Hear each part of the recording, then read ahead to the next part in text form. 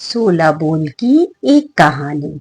अमोती दमोती दो रानी, ओला पर ऊंचो सो पर पट्टो गांव। जहाँ के राजा मकर सेन, दमयंती रानी। कहे कहानी, सुनो हो महा सुनो हो है महालक्ष्मी रानी। हमसे कहते तुमसे सुनते, सोलह बोल की एक कहानी। लल्ला, यह महालक्ष्मी जी की कहानी है। पितृपक्ष में सिर्फ यही एक व्रत है जिसकी पूजा अष्टमी के दिन की जाती है। महर्षि व्यास जी हस्तिनापुर में आए। उनको आदर पूर्वक सिंहासन पर विराजमान करके राजा रानी और माता कुंती ने हाथ जोड़कर प्रश्न किया, हे मुनीश्वर, आप त्रिकालदर्शी हैं, आपको सभी की जानकारी है। आपसे हमारी प्रार्थना है कि हम स्त्रियों के लिए ऐसा व्रत पूजन बताइए जिससे धन धान्य पुत्र पौत्र परिवार परिवार सदा सुखी रहे। माता लक्ष्मी की कृपा हमेशा हम पर बनी रहे। तब व्यास जी ने कहा कि हम ऐसे व्रत का वर्णन करने जा रहे हैं जिसे महालक्ष्मी जी स्थिर होकर आपको सुख प्रदान करेंगी। यह श्री महालक्ष्मी जी का व्रत है जिसे 16 दिनों तक किया जाता है और जिसका पूजन पितृपक्ष की अष्टमी तिथि को किया जाता है। कई लोग अष्टमी को ही व्रत रखकर ही पूजा करते हैं। और महारानी गांधारी ने पूछा, व्रत कैसे प्रारंभ करना चाहिए मुनीश्वर?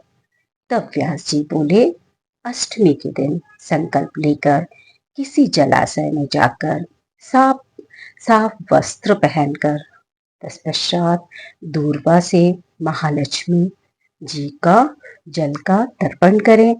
16 धारना चाहिए। फिर 16 धागों वाले एक धागा बनाकर उसमें 16 गांठ लगाकर अष्टमी के दिन मंडप बनाकर मिट्टी के हाथी महालक्ष्मी जी को स्थापित करके तरह तरह के पुष्पों से महालक्ष्मी और हाथी का पूजन करना चाहिए। तरह तरह के पकवान बनाए, उनके गहने बनाए बेसन के द्वारा और आटे की बिछिया बनाए और मिठाई का भोग लगाए। श्रद्धा सहित महालक्ष्मी करने से आपके यहाँ राजलक्ष्मी सदा स्थिर हो जाती है। ऐसा विधान बताकर व्यास जी अपने आश्रम को गए। तभी से नगर की सभी स्त्रियों ने यह व्रत प्रारंभ कर दिया। कुछ नारियों ने गांधारी के साथ प्रतिष्ठा पाने के लिए उनके साथ किया और कुछ नारियों ने माता कुंती के साथ भी करने लगी। परंतु माता कुंती और गांधारी के बीच कुछ द्वेष चलने लगा। सब लोग गांधारी जी के यहाँ एकत्रित हो गए। माटी के हाथी का मंडप की तैयारी करने लगे। गांधारी जी ने नगर की सभी स्त्रियों को बुलाने के लिए सेवक को भेजा, परंतु माता कुंती को बुलावा नहीं आया। सारे हस्तिनापुर में खुशी की लहर दौड़ रही थी। माता कुंती ने इसे अपना अपमान समझा और दुखी होकर बैठ गए। व्रत की कोई तैयारी ही नहीं थी। इतने में महाराज युधिष्ठिर, अर्जुन, भीम, नकुल, सहदेव सहित पांचों पांडव वहां पर उपस्थित हो गए और अपनी माता को दुखी और गंभीर देखकर अर्जुन बोले, माते, आप दुखी क्यों हैं? क्या हम आपके दुख का कारण जान सकते हैं? माता कुंती बोली, बेटा, कुल में रिश्तेदारों में अगर नफरत हो जाए उससे बड़ा दुख कोई नहीं होता बेटा। माता कुंती बोली, बेटा, अपमान से बढ़कर कोई दुख नहीं होता। आज नगर में महालक्ष्मी व्रत रानी गांधारी ने सबको बुलाकर किया, परंतु मेरी को नहीं आमंत्रण आया। मेरा अपमान ईर्ष्यावश किया है। तब अर्जुन बोले, माता, आप अपने घर में ही पूजन क्यों नहीं करते? कुंती बोली, कर सकती हूँ बेटा, परंतु इतनी जल्दी सब कैसे होगा? गांधारी के तो 100 पुत्रों ने माटी का विशाल हाथी तैयार किया और पूजन करके और सजाया, मंडप बनाया। और मेरे पास तो समय ही नहीं है। अब मेरे पास समय नहीं है तो मैं कैसे पूजा करूं? पूजा की तैयारी में भी टाइम लगता है। तब अर्जुन बोला, मैं पूजा की सामग्री लेकर आता हूँ और इंद्र भगवान का ऐरावत हाथी लेकर आता हूँ, जो कि इंद्र भगवान के द्वारा यहाँ भेजा जाएगा। यह सुनकर माता कुंती ने सारे नगर में पूजा का ढिंढोरा पिटवा दिया। अब पूजा की तैयारी होने लगी। अब अर्जुन ने इंद्र भगवान को पत्र लिखा और तीर तीर में बांधकर इंद्रदेव की सभा में छोड़ दिया। उस पत्र का इंद्रदेव ने पढ़कर उत्तर दिया कि अर्जुन, मैं ऐरावत हाथी को तो भेज दूंगा, परंतु वह स्वर्ग से इतनी जल्दी कैसे आ सकता है? पत्र पाकर अर्जुन ने बाणों का रास्ता बना दिया, हाथी के उतरने की बात लिखी।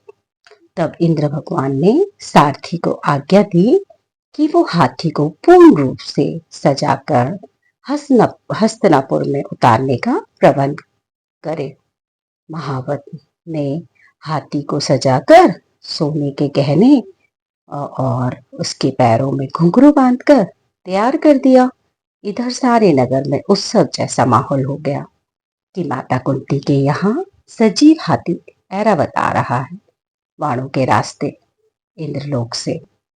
सब खुशी में झूम रहे थे। अब सब गांधारी के हाथी को छोड़कर कुंती के महल में आ गए थे, क्योंकि यहाँ तो असली हाथी था। सारा महल खचाखच भर गया। माता कुंती ने ऐरावत के लिए रंग बिरंगा चौक बनाया, नवीन वस्त्र बिछाकर और उसमें फूलों की माला से मंडप बनाया और तरह तरह के स्वागत के इंतजाम किए, फूल माला तैयार की। इंद्र की आज्ञा पाकर ऐरावत हाथी स्वर्ग से बाणों के रास्ते आकाश मार्ग से आने लगा। उसके आभूषणों की आवाज नगरवासियों को आने लगी। ऐरावत के दर्शन के लिए नर नारी ने जय जयकार करने के नारे लगाने लगे। श्याम काल में हाथी का स्वागत किया गया और उधर गांधारी के महल में सन्नाटा छा गया। यहाँ सब लोग यहाँ आ गए थे और वेद मंत्रों द्वारा पूजन किया गया, मेवा मिष्ठान खिलाए, यमुना जी का जल पिलाया और सुगंधित पुष्पों की वर्षा की। ब्राह्मणों को भोजन कराया गया और सब नर नारियों ने दीपक जलाकर पूजन कर आरती की। इसके बाद भोग और प्रसाद ग्रहण किया। प्रेम से बोलो माता लक्ष्मी की जय, ऐरावत हाथी की जय।